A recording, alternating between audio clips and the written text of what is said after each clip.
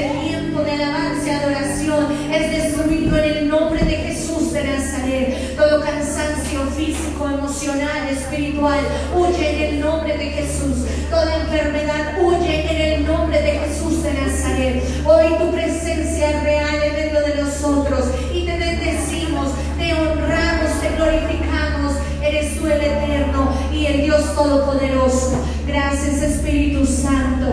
Te honramos, Señor, te bendecimos. Digno eres de honra, digno eres de alabanza, digno de exaltación. Te bendecimos, amado Dios, te honramos, Jesucristo. Gracias, Señor. Isaías capítulo 1, versículo 16 dice: Lavaos y limpiaos, quitad la iniquidad de vuestras obras de delante de mis ojos. Dejad de hacer lo malo, aprender a hacer el bien, buscar el juicio, restituir al agraviado, hacer justicia al huérfano, amparar a la viuda. Venid luego, dice Jehová, y estemos a cuentas. Si vuestros pecados fueren como la grana, como la nieve serán emblanquecidos. Si fueren rojos como el carmesí, vendrán a ser como blanca lana. Y si quisiereis y oyereis, comeréis el bien de la tierra. Si no quisiereis y fueren rebeldes, seréis consumidos a espada, porque la boca de Jehová lo ha dicho. Pero creemos que Él es un Dios de restauración, un Dios lleno de amor para con nosotros. Por eso le invitamos en esta noche que se ponga en pie y que podamos levantar palmadas de aplauso para Él en acción de gracias, dándole la bienvenida al Espíritu Santo por estar en nuestra vida y en este lugar. Gracias, Señor, te adoramos, Jesús.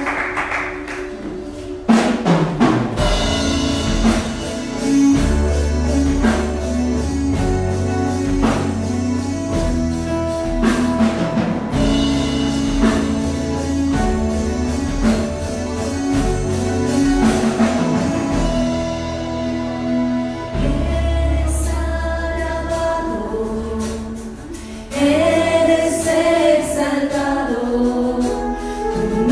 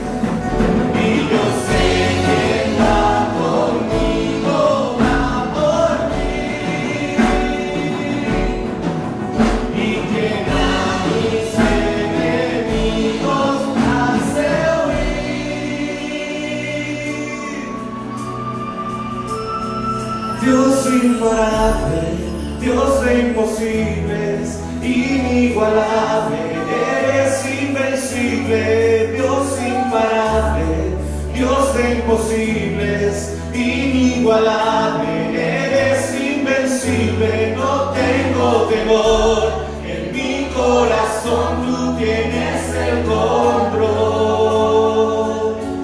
No tengo temor, en mi corazón tú tienes el control. No me falta nada si te tengo a ti. No me falta nada si te tengo a ti. No me falta nada si te tengo a ti. No me falta nada si te tengo a ti. No me falta nada si te tengo a ti. No me falta nada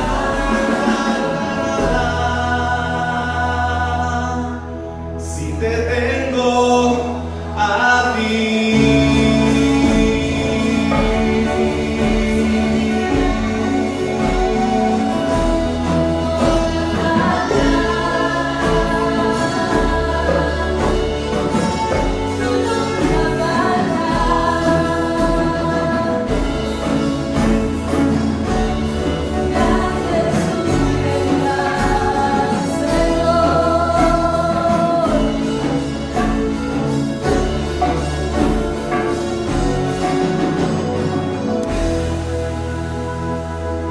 Eres fiel, siempre fiel, Señor.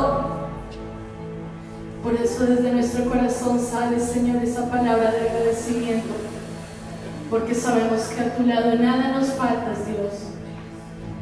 Eres suficiente para nosotros. Gracias, Dios, por restaurar nuestra vida y nuestro corazón, por hacer tu obra perfecta y completa. Oh, amado.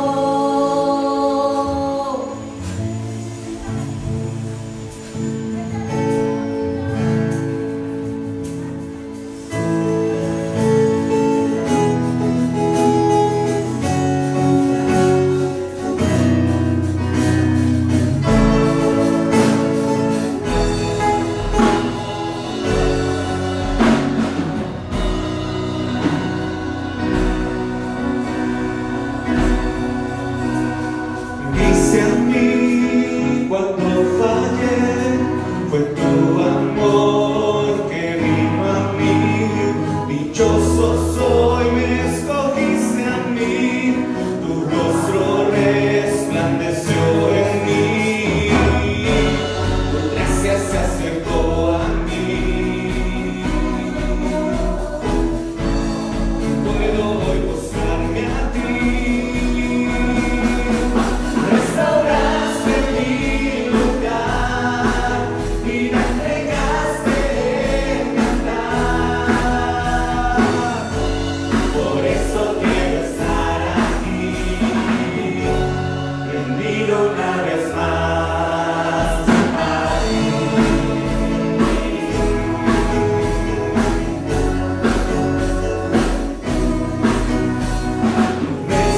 Recibido tu perdón, entrego todo en tu altar. En ti, Señor, esperaré tu voluntad, yo buscaré. Tú siempre me perdonarás y siempre volveré a ti. Tu amor es sin igual, desnudo estoy en tu mirar. Mi alma está pegada a ti, es tu diestra sosteniéndome. Restauraste mi lugar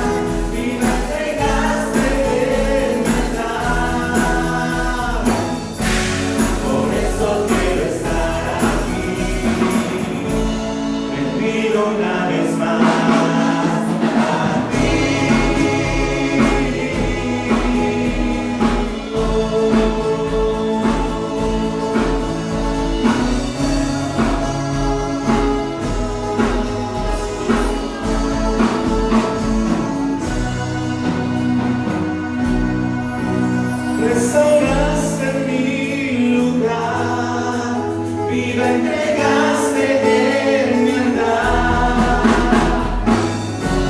Por eso quiero estar aquí.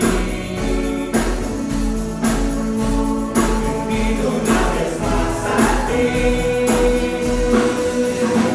Tu amor es sin igual. Desnudo estoy en tu mirar. Mi alma está pegada a ti. Tú estás sosteniéndome. Restauraste mi lugar y me entregaste verdad.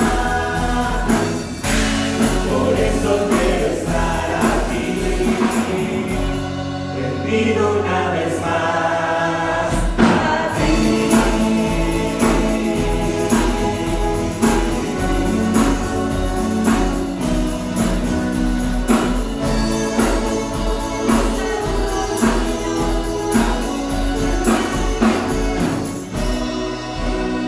Te damos gracias, Señor, en esta noche. Hemos venido a alabar al Señor, amén. Le invito a que salude a su hermano y que le pueda dar la bienvenida en esta noche. Que le diga, me alegra verlo, estoy feliz de que pueda estar usted en este lugar, porque hemos venido a alabar al mismo Padre. Y con esa misma alegría vamos a celebrar en esta noche que Dios es bueno, que Dios es fiel, que siempre podemos cantar y proclamar su amor, amén.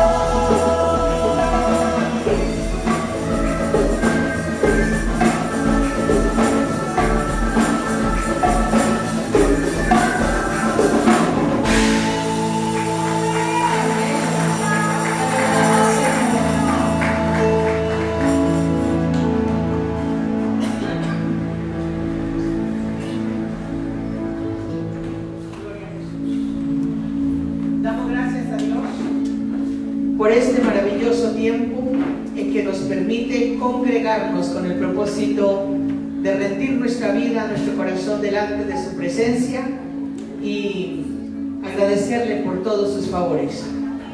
Sin más, en esta hora vamos a dar paso a la persona que nos trae la meditación antes de presentar a Dios la ofrenda, antes de estar metiendo la mano en nuestro bolsillo, que sepamos por qué es que se va a hacer y para quién se va a hacer.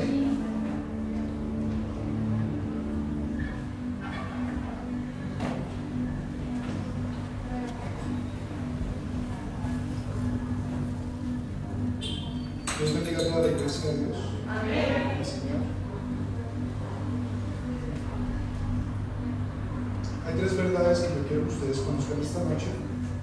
Me encantaría compartirlas con ustedes. La primera verdad es: todas las cosas vienen de Dios. ¿Miento?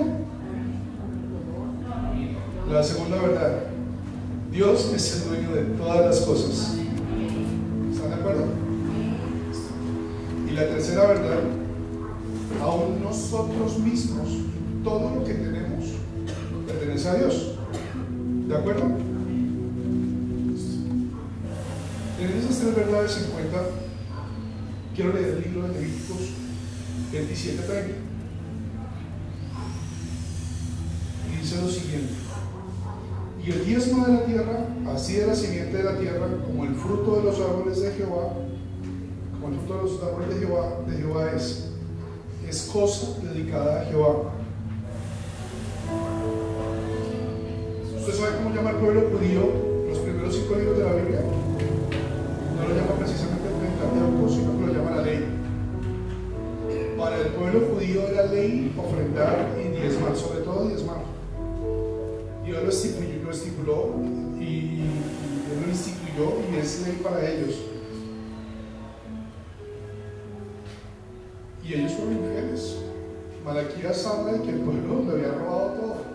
Entonces yo sé que si es duro, que si fue duro para el pueblo de Israel, para el propio pueblo de él, que era próspero, si para ellos era difícil, o no sé si se les olvidaba por qué razón, pero la palabra está diciendo que le robaban los diezmos al Señor y que todos le habían robado, ninguno se salvó. Y si para ellos era difícil, que era su pueblo, pienso que puede también ser difícil para el pueblo espiritual. Deuteronomios 16 está hablando de la fiesta de los panes sin levadura. Sin embargo, está diciendo, dice, la segunda parte del versículo 16, del capítulo 16, dice: y ninguno se presentará delante de Jehová con las manos vacías. Para mí esto es clave y me abre mucho los ojos, porque si venimos a adorar a Dios, venimos a llenarnos de Él, de su presencia, de todo esto, pero no podemos venir con las manos vacías. Y eso debería aplicar para absolutamente todos. ¿Por qué más ahora? ¿Por qué debería aplicar muchísimo más ahora para nosotros? La última canción, la última alabanza, está hablando de que por gracia estamos acá, ¿cierto? Por gracia estamos siendo salvos. Su gracia fue lo que se acercó a nosotros. Entonces, solamente por ese amor que estamos recibiendo de Él, no debería ser ley para nosotros. Sabemos que es ley, sabemos que Jesucristo vino y en la cruz quedaron colgadas muchísimas leyes, porque la ley mandaba muchísimas cosas y era muy gravosa. Sin embargo, Jesucristo clavó muchas cosas en la cruz. No clavó esta en la cruz, porque el pueblo de Dios debe ser consciente de que la obra requiere. El pastor vive también de la obra, igual que los levitas que no tenían tierra, porque vivían del 10% de lo que llevaba todo el pueblo de Israel. Entonces, con mayor razón nosotros, solamente por la gracia que tenemos por parte suya, deberíamos hacerlo y hacerlo con amor. Ahora, hay beneficios, no crean que solamente es esto. Malaquías está diciendo en la última parte, dice: probadme en esto, si no abriré las ventanas de los cielos y haré llover sobre todos ustedes bendición. Entonces, eso es un beneficio grandísimo. Parte de eso, Proverbios, capítulo 3. El versículo 9 está diciendo algo también. Y sabemos que si es un proverbio es porque es sabio. Proverbios 3, capítulo 3, versículo 9 dice: Honra a Jehová con tus bienes y con las primicias de todos tus frutos, y serán llenos tus graneros con abundancia, y tus lagares rebosarán de mosto. Entonces, tenemos gracia de parte de Dios, hemos sido salvos de parte suya. La ley como tal no aplica para nosotros, aplica el amor sobre nosotros, y es por amor que venimos a este día, y es por amor que traemos ofrenda, y es por amor que diezmamos en la casa del Señor. Ahora, David, que tenía gracia cuando todo el mundo dijo: no daré nada a Jehová Dios que no me cueste, y a él todo se lo regalaba porque era rey, pero él sacó de su propio bolsillo para empezar la dedicación del templo. Cuando las tierras se las estaban regalando, dijo: no daré nada a Dios que no me cueste. Entonces yo quiero preguntar, ¿tenemos con las manos vacías el día de hoy? No, ¿cierto que no? Entonces invito a cada uno que tome su ofrenda en su mano, tome sus diezmos, lo que usted ha dispuesto en su corazón, lo que usted preparó con antelación, no lo que está improvisando, y ofrézcalo al Señor. Levántelo en su mano. Señor, te damos gracias en esta noche, Padre Celestial, porque sabemos, Señor, que tú no desamparas a nadie, Padre Santo. Porque Dios, estamos aquí por misericordia tuya, la gracia tuya, Señor, la sangre de Jesucristo, su vida, Padre Santísimo, entregada por nosotros. Nada, Padre Celestial, puede comprar esto. Lo tenemos muy claro, Señor. Nada absolutamente compra la salvación que tú has dado, Dios mío. Sin embargo, aquí estamos, hemos escogido, Señor, hemos destinado, Señor, para estar aquí rindiendo culto a ti, rindiendo alabanza, adoración, Señor, y trayendo un corazón dispuesto, Señor, para esto y para aprender, Señor. Nuestras oraciones, Señor hermoso, en esta noche son por aquellos que están desamparados, aquellos, Padre Santísimo, que no pueden ver la luz, que las deudas, Padre Santísimo, los pueden estar agobiando. Dios, alivia a los Padres Celestial, llena sus alacenas, Padre Santísimo, prueba, Padre Celestial, a ellos, abre sus ojos, y que ellos conozcan que tú, solamente tú, Señor, eres el hacedor y el dador de todas las cosas que tenemos, Dios Santo. Bendice estos diezmos, bendice estas ofrendas, bendice estos corazones que vienen dispuestos esta noche, Señor, a entregar todo delante de ti, Dios Santo. Benditos son mis hermanos, Padre Santo, bendita es esta iglesia, benditos todos los miembros, Señor, benditos aquellos que nos están viendo, Señor hermoso. Gracias yo te doy, Padre Santísimo, por la honra, por el privilegio de aportar a la obra de tu reino, Señor hermoso, por obedecer con amor, hermoso al Señor, a tus mandamientos que no son gravosos. Te bendecimos en el nombre de Jesús. Amén. Amén.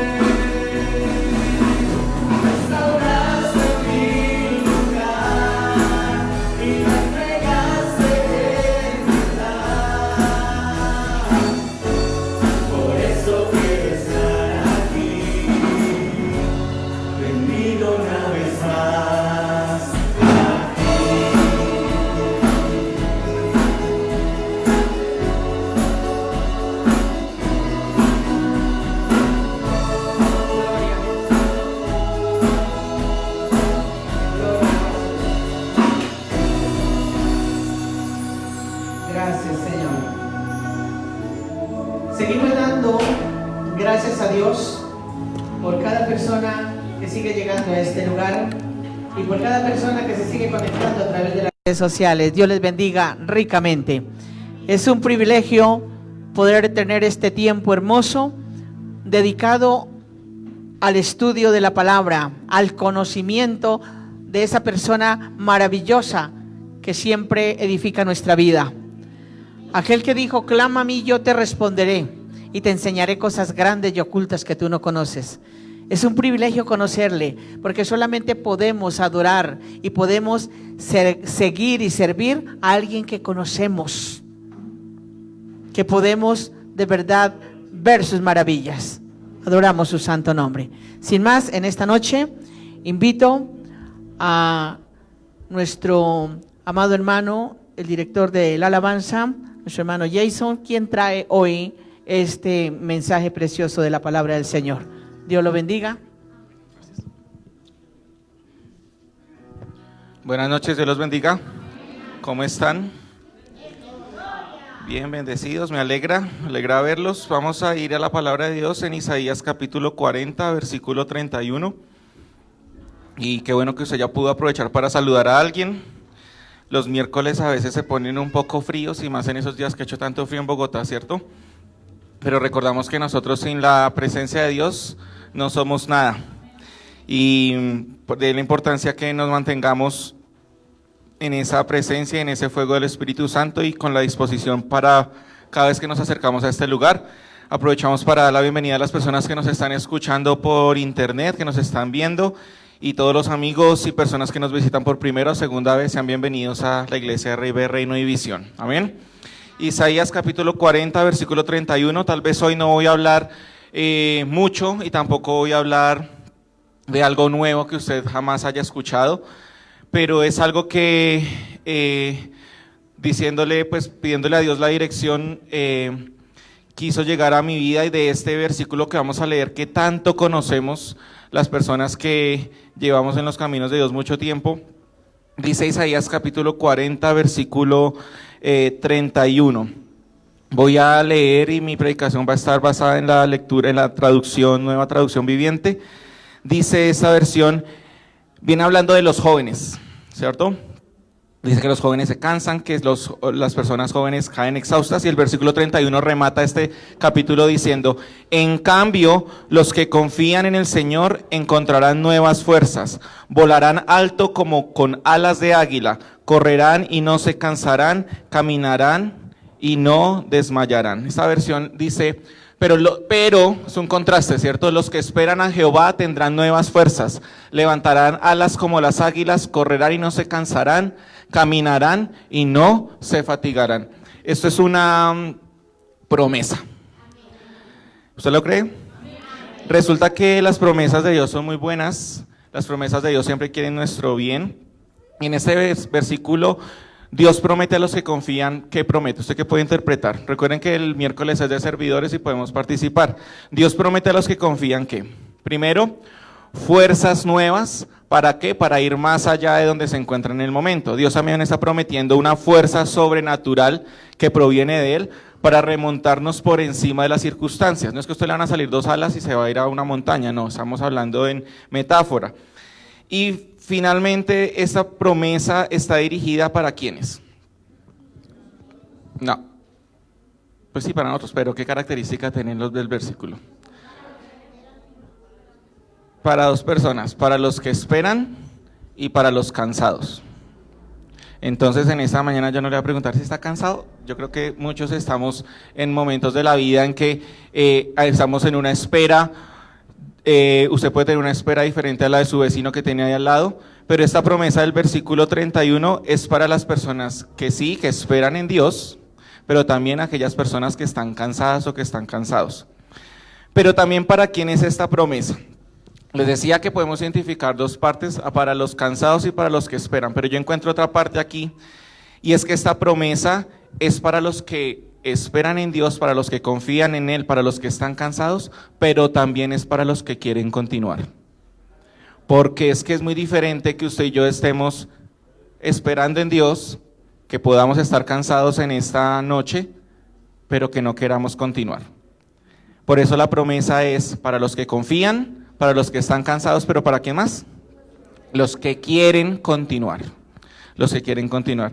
Y hay una pregunta que usted se puede hacer en este momento. ¿Yo quiero continuar en esto que estoy haciendo? Esta promesa que estamos leyendo aquí es para los que han caído, pero no se quieren quedar ahí, sino que quieren corregir lo que ha pasado. Quieren tener un cambio en su actitud y un cambio en su vida. La promesa entonces, si usted dice sí quiero continuar, es para usted y es para mí. Este versículo de Isaías 40 es el último versículo del capítulo y nos muestra que toda promesa tiene un llamado. La Biblia está llena de promesas para nosotros, pero resulta que así como hay promesas, cada promesa para que se cumpla tiene un requisito. Yo les voy a pedir el favor que estemos atentos. Si usted ve que de pronto alguien está con los niños, algo así, usted se concentre, amén, porque si no se pierde algún chip. Entonces, ¿en qué vamos? Perfecto. Toda promesa tiene un llamado. Cada promesa tiene un requisito. Cada promesa tiene unas condiciones y de nuestro lado está el que nos dispongamos para recibir esas promesas, porque de nada va a servir que Dios nos prometa muchas cosas si nosotros no le estamos creyendo a Él. Entonces hoy quiero ser muy puntual y compartir con ustedes 2 aspectos de cómo retomar fuerzas. Y esta prédica, para los que les gusta apuntar, tiene como título ¿Cómo continuar? ¿Cómo continuar cuando ya usted no tiene fuerzas, cuando yo no tengo fuerzas? ¿Cómo continuamos cuando a veces la esperanza y hasta la fe nos ha sido atacada por Satanás? ¿Cómo continuamos cuando ya vemos que no hay una esperanza? Entonces, leíamos esta promesa de Isaías 40:31 y esta promesa tiene varios requisitos. Y yo veo a lo largo de la Biblia que todas las promesas que el Señor nos da tiene algunas condiciones para recibirlas. Y la primera condición para retomar fuerzas o para ser propietarios de estas promesas es disponer el corazón. Para los que están apuntando, disponer el corazón en un aspecto muy importante. Y lo primero que usted puede apuntar en esa parte de disponer el corazón es cuando yo sé y estoy seguro que lo que estoy haciendo responde a un llamado de Dios y a su voluntad. Usted dirá, bueno, pero entonces eso no es para mí porque yo ni sé qué es lo que Dios me llamó a hacer a su reino. Pero resulta que no estamos hablando solamente de ministerios, que usted sea un predicador, o que usted sea el súper, hiper, mega espiritual, o que usted sea el cantante, que sea el ministro, que sea el pastor, que sea, no. Cuando sabemos lo que Dios nos llamó, que lo que estamos haciendo es porque Dios nos llamó. Dios lo pudo haber llamado a usted en ese momento de su vida a ser un padre, a ser un hijo, a ser un hermano, a ser un servidor. Dios lo puede estar llamando en ese momento de su vida en una etapa que solamente usted puede estar representando, a ser el único cristiano o la única persona que conoce a Dios en su familia. Entonces, ¿cómo va a retomar fuerzas? ¿Cómo se va a cumplir esta promesa de Isaías 40:31 en su vida? Porque usted sabe que lo que está haciendo en esta etapa de su vida es un llamado y es la voluntad de Dios. Pero el primero que tiene que estar convencido, ¿quién es? Nosotros mismos. Si usted debe ser capaz de decir, si Dios me escogió, Él es el que me dará las fuerzas. Y frente a esto quiero que analicemos la vida de un profeta en el Antiguo Testamento que le pasó esto. Él tuvo que enfrentar muchas dificultades, así como las que enfrentamos usted y yo. Tuvo que enfrentar decepciones, tuvo que enfrentar traición, una situación en su país muy difícil. Y él tuvo este primer punto, ¿que es cuál?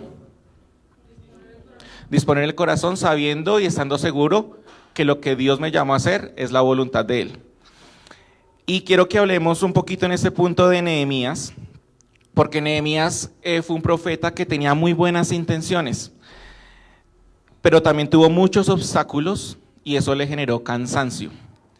Si usted va a Nehemías capítulo 3, versículo 5, resulta, les cuento rápido el contexto de Nehemías.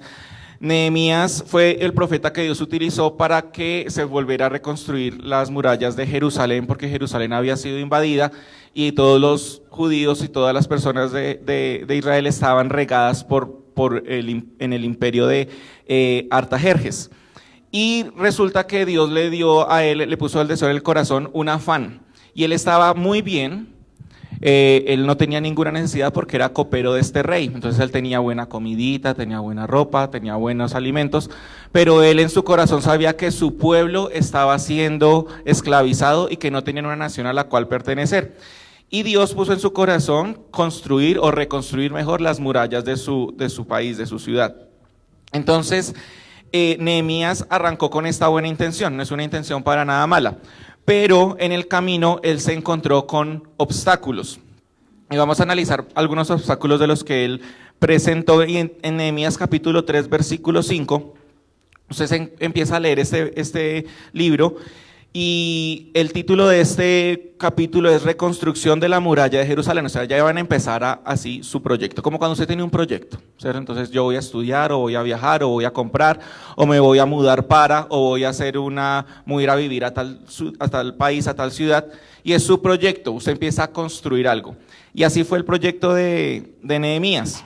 Pero en el versículo 5, después de haber empezado a relatar, fulanito hizo esto, la casa, como si dijéramos aquí, la casa Muñoz hizo esto, la casa Ruiz hizo lo siguiente, la familia tal construyó el techo, la familia X construyó la primera columna, y empieza a relatarnos así hasta que llega el versículo 5. Dice, junto a ellos estaban los habitantes de Tecoa, otras personas que estaban trabajando en la construcción del arca, aunque sus líderes se negaron a trabajar con los supervisores de la construcción. En otra versión dice, pero sus grandes no se prestaron para ayudar a la obra de su Señor. Entonces la gente del común estaba trabajando muy juiciosa en el proyecto de Nehemías, pero ¿qué hicieron los grandes y los líderes? Dijeron, no, nosotros no hacemos eso. Y usted no lee en el siguiente versículo que dice que Nehemías se echó a morir y dijo, ya esto es terrible, ya esto es imposible, sino que por el contrario, él siguió su construcción. Entonces vemos que el primer obstáculo que enfrentó Nehemías fue las malas actitudes, el desinterés, la pereza y en cierta medida la pasividad de las personas que estaban dentro de su mismo proyecto. Estas personas que están aquí mencionando no dicen que eran los enemigos o los que no estaban en la construcción de las murallas. Nos dice que eran personas del mismo pueblo de Nehemías los que se negaron a trabajar. Y a veces pasa así.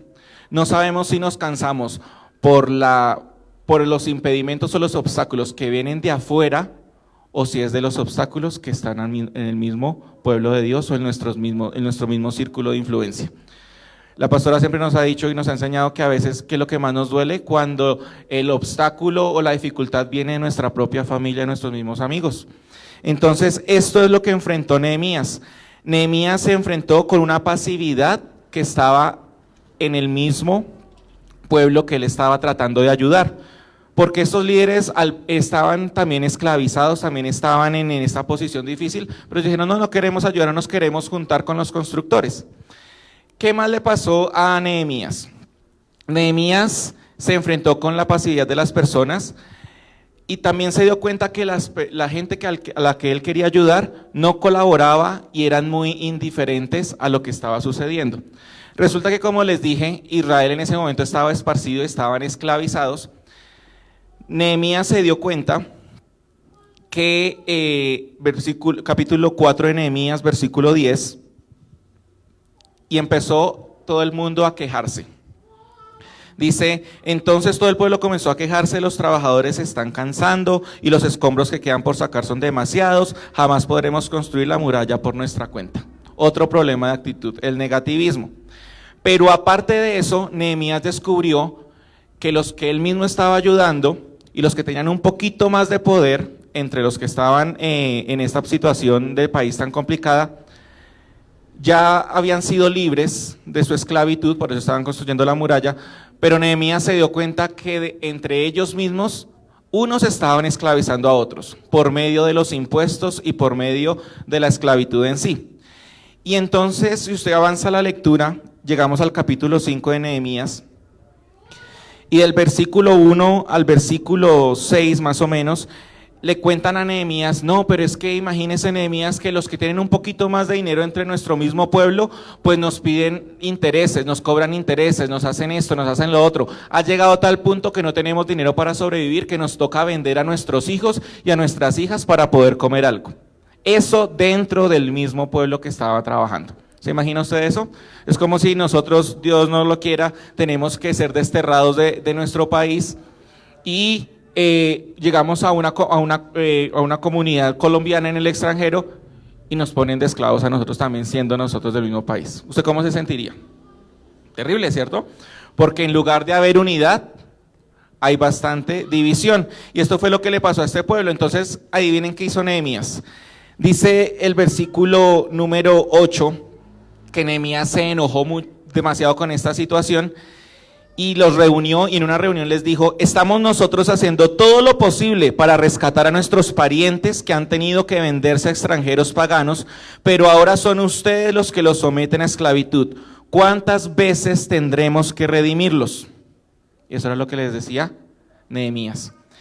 Y fue su discurso tan ungido y tan lleno de la presencia de Dios, que inmediatamente las personas que estaban haciendo este cobro de impuestos, esa esclavitud, dijeron: ok, nosotros vamos a parar acá y vamos a devolver al pueblo. Mire lo que dice el versículo 10. Nehemías empieza a decir: yo mismo, al igual que mis hermanos y mis trabajadores, he estado prestando dinero y grano al pueblo, pero ahora dejemos de cobrarles intereses. Entonces Nehemías no solo se enfrentó a la pasividad de los que estaban dentro de su pueblo, sino que también se enfrentó a aquellos que eran que no colaboraban y eran indiferentes al dolor de sus hermanos. ¿A qué más se enfrentó Nehemías? Nos dice el siguiente capítulo, Nehemías 6, se enfrentó a sus enemigos que le querían tender una emboscada o que le querían tender trampas. El enemigo no es la persona que usted tiene a su lado, ¿no? Porque a veces decimos: es que mis enemigos, no, nosotros estamos llamados a tener enemigos físicos. Nuestro enemigo más grande se llama Satanás, y a ese sí tenemos que ponerlo a distancia. A los demás tenemos que mostrarles la luz del amor del Señor. Así nos caigan un poquito, no flaquitos, sino como gorditos. Entonces, ¿a qué más se enfrentó Nehemías? A los enemigos que le querían tender emboscadas. Mire el capítulo 6, Nehemías 6, versículos 2 al 4. La pastora aquí nos dio una predicación hace mucho tiempo que yo todavía recuerdo, que fue la de Sanbalat y Tobías. Dentro de este grupo de personas había dos que eran, mejor dicho, los amigos de lo negativo. Todo era malo, no se podía, no íbamos a poder, no vamos a lograr, está muy difícil, etcétera, etcétera. Y en este capítulo nos cuenta la historia, la oposición que hubo de estos enemigos hacia Nehemías para que no pudiera construir la muralla. Dice el versículo 2: así que Sanbalat y Gesem, era otro opositor, enviaron un mensaje pidiéndome, está hablando Nehemías, que me encontrara con ellos en una de las aldeas de la llanura de Ono. Pero me di cuenta que ellos tramaban hacerme daño, de modo que les respondí con el siguiente mensaje. Entonces aquí me llamó mucho la atención, porque a veces nosotros como iglesia, como hijos de Dios, le prestamos más atención a la voz de los enemigos que nos quieren hacer emboscada. Nos vamos de gancho con el diablo cuando nos pone una trampa y olvidamos lo primero que les decía, que lo que Dios nos llamó a hacer es porque es su voluntad. Y dice aquí que estos enemigos le tendieron emboscadas, pero él fue piloso y él no obedeció a estas emboscadas porque se dio cuenta que le querían hacer daño. Ahorita vamos a profundizar un poco más ahí. Entonces dice que él le respondió en una manera, pero ahorita los vamos a mirar cómo respondió Nehemías.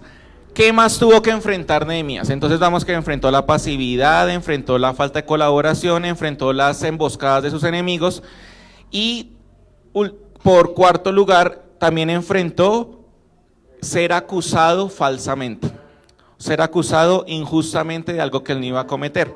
Resulta que estos Sanbalat y Tobías le dijeron, lo que pasa es que se inventaron, ¿no? Mire el versículo 4, por favor, de Nehemías 6. Dice que a él estaban insistiendo tanto para que fuera y se encontrara con ellos, que le mandaron 4 mensajes, el mismo mensaje 4 veces. Y a veces nosotros con un WhatsApp intenso, ¿cómo nos sentimos? ¿Cierto? Entonces a él le mandaron 4 veces el mismo mensaje. Y dice el versículo 4 que las mismas 4 veces él le respondió lo mismo a sus enemigos. Hasta que la quinta vez dice que le mandaron al sirviente de uno de ellos. Y ese sirviente llegó con una carta abierta para Nehemías. Y mire lo que decía la carta. La carta decía: circula un rumor entre las naciones vecinas y Gesem, y eso me asegura que es cierto, que tú, Nehemías, y los judíos piensan rebelarse y que por eso reconstruyen la muralla. Según sus informes, tú te propones ser el nuevo rey. También informan que has nombrado profetas en Jerusalén para que proclamen acerca de ti: atención, ya hay un nuevo rey en Judá. Puedes tener la seguridad de que este informe llegará a oídos del rey, de modo que sugiero que vengas a hablar conmigo del asunto. ¿Qué hicieron esas personas? Le mandaron una carta con un invento. ¿Cuál era la posición de Nehemías para reconstruir la muralla? No era proclamarse rey, no era decir es que yo soy el más, no era decir es que nosotros vamos a hacer un golpe de estado contra el rey Atarjerjes en ese momento, no. Él lo que quería era que su pueblo tuviera un lugar donde vivir tranquilo. Entonces enfrentó en este punto una traición o enfrentó los chismes y las acusaciones falsas. Y ahora pasamos a mirar un poquito más profundo cómo fue la reacción de Nehemías. Entonces ya vimos que enfrentó, ahora miremos cómo respondió a él a esos enfrentamientos. Y quiero que nos concentremos en los últimos dos que les dije. El que les dije de las emboscadas y el de la traición. Y el del falso testimonio. ¿Qué respondió Nehemías a esto? ¿Qué respondió Nehemías a las emboscadas? Mire Nehemías 6, 3 al 4.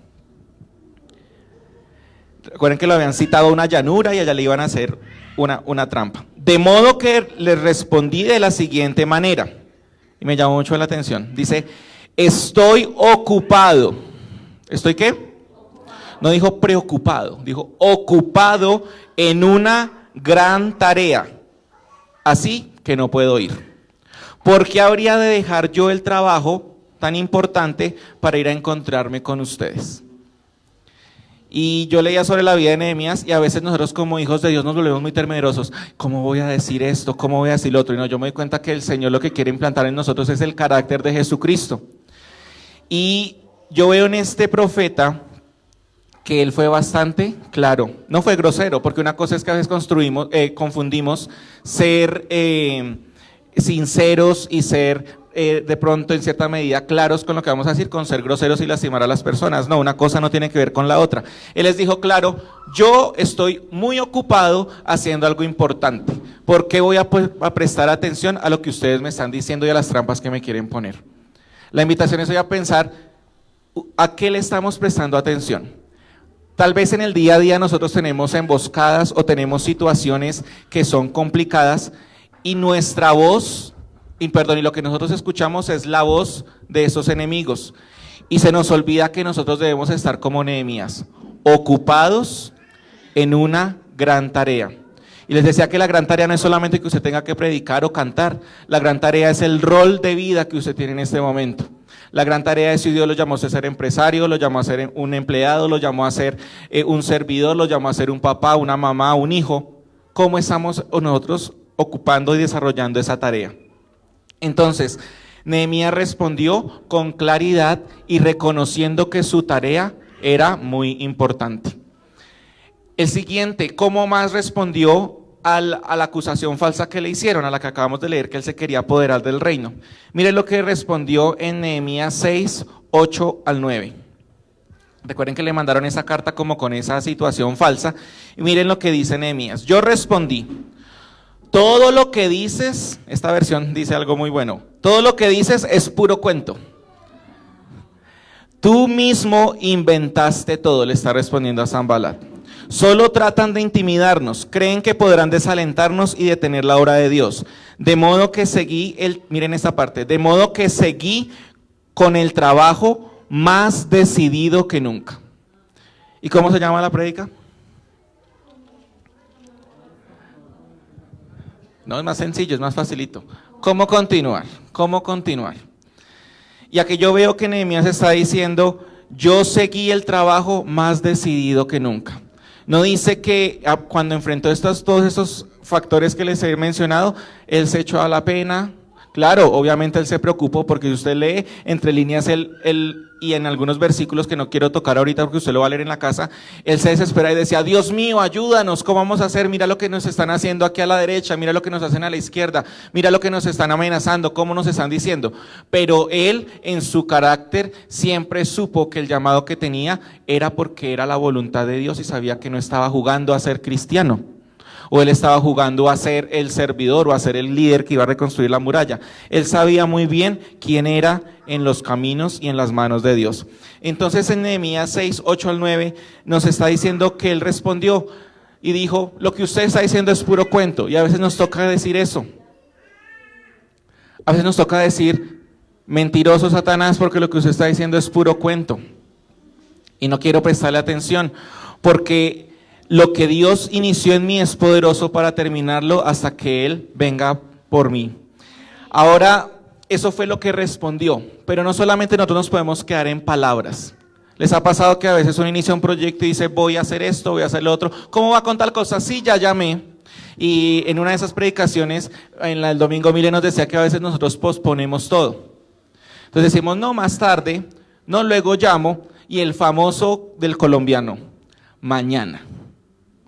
Mañana llamo, mañana averiguo, mañana no sé qué, ¿cierto? Entonces no nos podemos quedar solamente en las palabras, sino que vamos a mirar que a través de Nehemías nosotros aprendemos que también hay que hacer cosas. Entonces, ¿qué hizo Nehemías para continuar y para llegar al final? Yo encuentro en el capítulo 5 de Nehemías que él revisó en primer lugar, primero revisó su conducta. Y Dios nos viene hablando en este mes, aunque no hay un tema definido para este mes, porque este mes es tema libre, que ahí entre paréntesis, pastora, es muy difícil así, es muy difícil así con tema libre, pero sí veo que hay patrones en todas las prédicas que el Señor nos ha dado, y es que nos está llevando a que nos revisemos nuestra conducta, que revisemos en dónde estamos fallando y que revisemos nosotros qué debemos cambiar en nuestro interior para agradarlo más.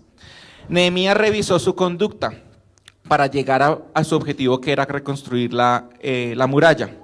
Nehemías 5:10, ahí los que trajeron su Biblia o la tienen en el celular, Nehemías 5:10 dice que cuando él se dio cuenta que estaban poniéndole intereses a sus amigos, a los mismos de su pueblo, él empezó a revisarse, venga, ¿será que yo estoy haciendo lo mismo? Voy a leer varios versículos, versículo 10 del capítulo 5. Yo mismo, al igual que mis hermanos y mis criados, he estado prestando dinero y grano al pueblo, pero ahora dejemos de cobrarle los intereses. Devolvámosles hoy mismo sus campos y viñedos, sus olivares y sus casas. Además, devuélvanle los intereses que cobraron cuando prestaron dinero, grano, vino y aceite de olivo. Empezó a mirar, bueno, estamos haciendo, ¿cómo le vamos a cobrar intereses si estamos tratando de salir de la inmunda? Dicen por ahí. Versículo 14. Él sigue analizando su conducta. En ese momento él era el gobernador.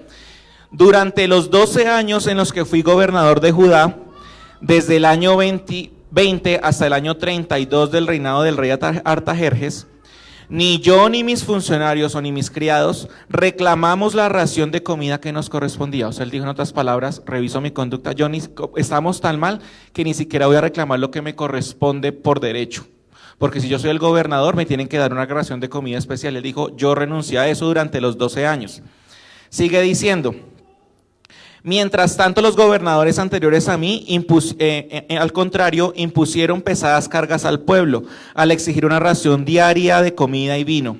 Versículo 16. También me dediqué a trabajar en la muralla y me negué a adquirir tierras. Él se negó. Y él empezó a mirar qué había hecho bien y qué había hecho mal. Además, exigí a todos mis sirvientes que dedicaran tiempo a trabajar en la muralla. Y del versículo 18, la última parte del versículo dice, sin embargo, también me rehusé a exigir la ración que me correspondía como gobernador, porque el pueblo ya tenía una carga pesada. El que hizo, revisó su conducta, se cuidó de tener abusos de autoridad, se cuidó en sus recursos, fue muy honrado. ¿Qué tan honrados somos nosotros en nuestro trabajo? No importa el puesto que usted tenga. Yo les testificaba que Dios me permitió tener un cambio de trabajo y ahorita yo trabajo sin horario, gracias a Dios. Y no tengo supervisión alguna, también gracias a Dios. Porque venía hace mucho tiempo pidiéndole a Dios, yo quiero un trabajo que yo esté libre, que yo esté tranquilo y con horario de gerente. Y Dios lo permitió así porque a Él le place, porque Él es bueno. Y he tenido que enfrentar algo que en mi vida, no me gusta mucho hablar de mi vida, pero les comparto, que hasta el momento no me ha tenido que enfrentar y es con el tema de reportar cierta cantidad de horas de trabajo que posiblemente yo no he hecho. Es decir, que si el temor de Dios no estuviera en el corazón, uno puede decir, trabajé 50 horas y recibo mi retribución. ¿Y quién se va a dar cuenta? ¿Usted se va a dar cuenta? puedo estar acá y no, ¿cierto? Puedo estar acá cantando y levantando las manos, ¿cierto? Y robando al Estado, ¿cierto? Es importante, iglesia, que reconozcamos que en el trabajo que Dios nos ha llamado a hacer, ya sea usted en su casa, sea usted en su empresa, sea usted en el emprendimiento que usted ha iniciado, sea muy honrado, tenga una honestidad financiera delante de Dios y delante de los que lo están vigilando también a usted. Y la primera es su diezmo y su ofrenda. Paro ahí porque la pastora ya nos habló de eso. Entonces, primero revise su conducta, porque a veces nosotros les decía en alguna última prédica, nos creemos que Dios nos tiene que responder, pero nosotros estamos viviendo al revés. ¿Qué más hizo Nehemías? Revisó su conducta. Y el versículo 18 ya lo leí. Lo segundo que hizo Nehemías, afinó su puntería. Y con esto vamos cerrando. ¿Qué más hizo Nehemías? Afinó su puntería. En otras palabras, pregúntese usted, ¿a dónde quiero llegar? ¿Hasta dónde estoy dispuesto a ir? Y vaya al versículo 10 de Nehemías 6. Resulta que después de que él respondió que todo lo de la carta era puro cuento y demás, lo que yo les leí, lo vino a visitar otra persona. O sea, mire cómo era la intensidad de los enemigos de él.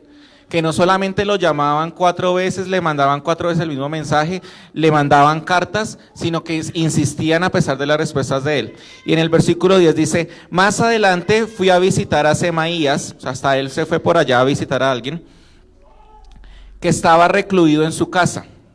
Y esta persona, mire lo que le dijo. Reunámonos dentro del templo de Dios y cerremos las puertas con cerrojos. Tus enemigos vienen a matarte esta noche. Si Nehemías no hubiera estado lleno de la presencia de Dios y si no hubiera entendido el primer punto que les decía a ustedes, que es ¿cuál? Estar seguro que Dios fue el que lo llamó, lo hubiera hecho, y sí, escondámonos, póngale 3 trancas a esa puerta, porque me van a matar. Y escondámonos, porque se iban a esconder, no se iban a esconder en cualquier lado. ¿Dónde lo estaban invitando a que se escondiera? En el templo de Dios. Y a veces así Satanás nos mete como iglesia escondidos aquí en estas 4 paredes y que no podamos proyectar la luz del Señor afuera. Entonces, mire lo que respondió Nehemías a esta invitación maravillosa. ¿Acaso debería una persona en mi posición? ¿Qué dijo él? ¿Una persona? ¿Usted sabe cuál es su posición en Dios? ¿Cuál es su posición en Dios? ¿Cuál es su posición en Dios, iglesia? Hijos. Y acá está diciendo, ¿acaso debería una persona en mi posición, y usted se puede apersonar de esta palabra, ¿acaso debería una persona en mi posición huir del peligro? ¿Acaso debería alguien en mi posición entrar al templo y esconderse para salvar su vida? Y él dijo, no lo haré. Él afinó su puntería. No aceptó invitaciones para huir. Mire lo que sigue diciendo Nehemías. Dice, me di cuenta de que Dios no le había hablado a esa persona que me dijo eso, sino que decía esa profecía contra mí porque Tobías y Sanbalat lo habían contratado. Hay que saber escuchar de dónde vienen las voces que estamos oyendo. Ay, sí, ¿de parte de Dios o de parte del diablo? ¿De dónde vienen? Pero a veces estamos tan alejados de la presencia de Dios que no podemos interpretar lo que Él nos dice. Ellos esperan intimidarme y hacerme pecar. De esa forma podrían acusarme y desacreditarme. Entonces Él afinó muy bien su puntería y Él dijo, yo quiero llegar a construir la muralla para mi pueblo. Y si yo me escondo, así sea en la misma iglesia, si yo me escondo ahí, no voy a alcanzar mi objetivo. Él dijo, tengo que terminar lo que empecé. ¿Qué es lo que usted ha empezado? Yo lo desconozco. ¿Cuál es ese proyecto personal que usted ha empezado? Ese proyecto espiritual, ese proyecto ministerial que ha empezado. Porque a veces decimos, es más fácil tirar la toalla en el boxeo. Cuando el boxeador está a punto de morir o ya está muy maltratado, ¿qué hace el entrenador? Tira la toalla. Y a veces la gente nos dice, no, venga, pues ya no lo intenté más, ya usted ha intentado, ya deje eso al Señor. Usted tiene que identificar cuándo esa voz viene de Dios y cuándo es de su enemigo. Yo les pregunto para ustedes, ¿qué es más fácil, tirar la toalla o vivir sabiendo que Dios lo llamó a hacer algo y que usted no lo cumplió? ¿Qué es más fácil?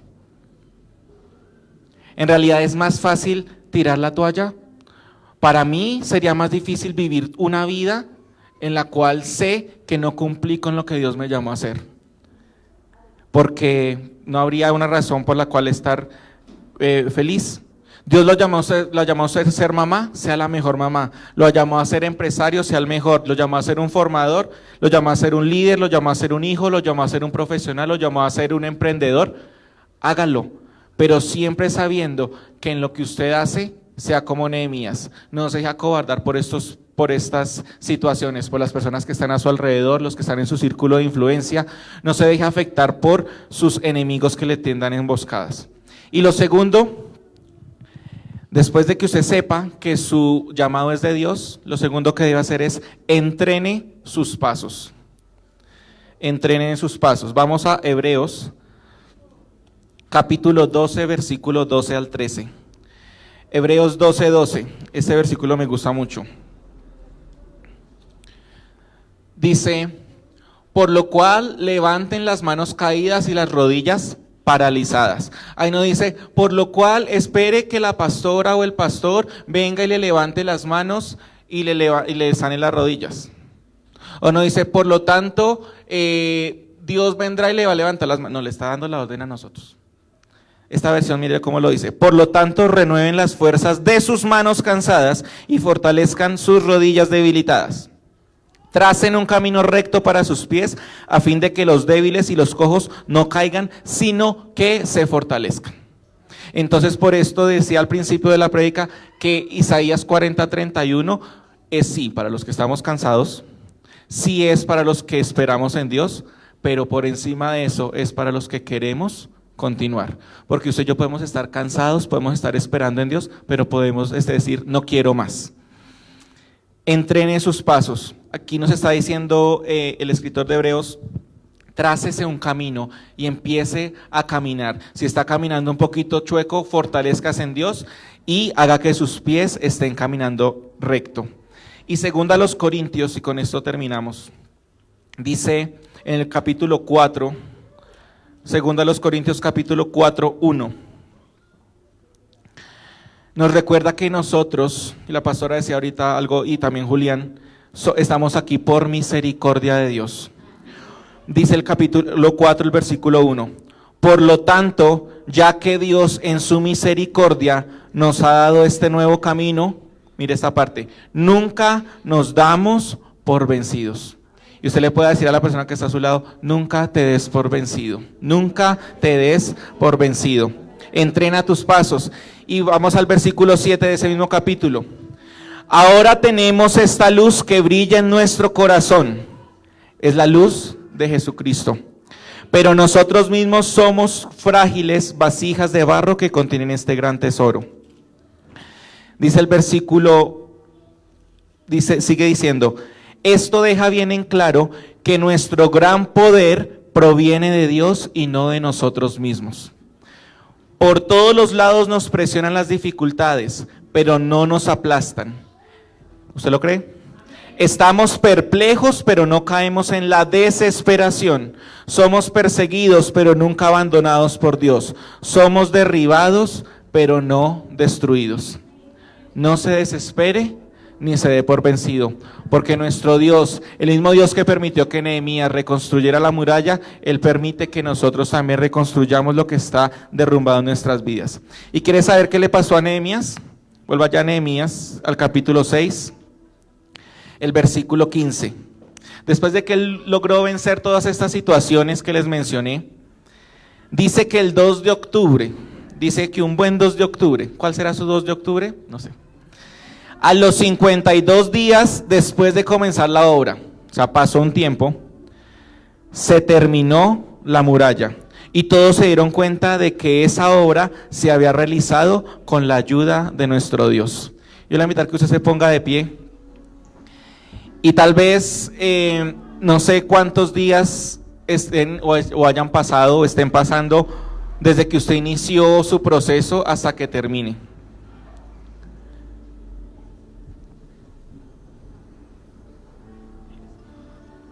Entonces, le invito a que usted cierre sus ojos y le diga, Señor Jesús, yo te doy gracias porque tú fortaleces mi cuerpo. Te doy gracias por esas fuerzas nuevas que tú has prometido para los que esperan en ti.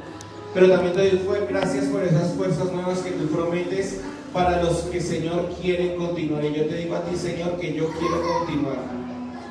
Te decimos, Señor, que a esta pregunta, si queremos continuar, te decimos que sí. Hoy, maravilloso Dios, sabemos que la promesa es para nosotros. Y levantamos, Señor, nuestras voces y te decimos gracias porque tú eres nuestro Dios y porque tú eres nuestro Señor. Gracias, Padre, porque tu palabra es verdad y tú no mientes. Hoy, Señor, este pueblo nos reunimos en tu nombre y te pedimos, Señor, que tú avives tu obra en nosotros. Que tú, Señor, avives, Señor, nuestro corazón. Te invito a que usted levante sus manos junto con nosotros y le diga, Señor, yo sé que si estoy contigo, tu fuerza y tu fortaleza vienen. Gracias, Señor, porque tu palabra es verdad y tú no mientes, mi Señor. Gracias, Jesús, porque tú haces todas las cosas que parecen imposibles, las haces posibles. Gracias, Señor, porque tú, Señor, estás en medio nuestro y porque tu palabra no miente. Hoy oramos, Señor, palabras de sanidad, palabras de libertad, oramos palabras, Señor, de victoria. Tú conoces, Señor, Padre, conoces los enemigos, las emboscadas que nos han querido poner, conoces las situaciones que hemos tenido que pasar. Pero hoy sabemos, Señor, que es en tu nombre, Jesucristo, lo que nos hace victoriosos. Tú eres inigualable y nadie puede hacerte frente, Señor. Por eso hoy cantamos a tu nombre, Jesús. Por eso, mientras que levantamos nuestras voces, podemos saber que tú te levantas a favor de tu pueblo. Así como Nehemías reconstruyó esa muralla, te pedimos que tú nos ayudes en nuestros proyectos, en nuestros planes, Señor. Y a ti cantamos, y a ti decimos, Señor, y creemos que cuando decimos, los que esperan en Dios levantarán sus alas como las águilas y se remontarán, Señor. Así nosotros levantamos en tu nombre, Jesús. Así nosotros nos levantamos y te decimos, creemos en ti, creemos en lo que has hecho y has dicho para nosotros. Y el que inició la buena obra en nosotros es poderoso para perfeccionarla hasta el día de Jesucristo. En el nombre de Jesús. Dios imparable, Dios imposible, inigualable, eres invencible. Dios imparable, Dios imposible, inigualable, eres invencible. No tengo temor, en mi corazón tú tienes el control. Yo no tengo temor, en mi corazón tú tienes el control. No me falta nada, no me falta nada, si te tengo a ti. No me falta nada, si te tengo a ti. No me falta nada, si te tengo a ti. No me falta nada, si te tengo a ti. No me falta nada, si te tengo a ti. No me falta nada, porque te tengo a ti.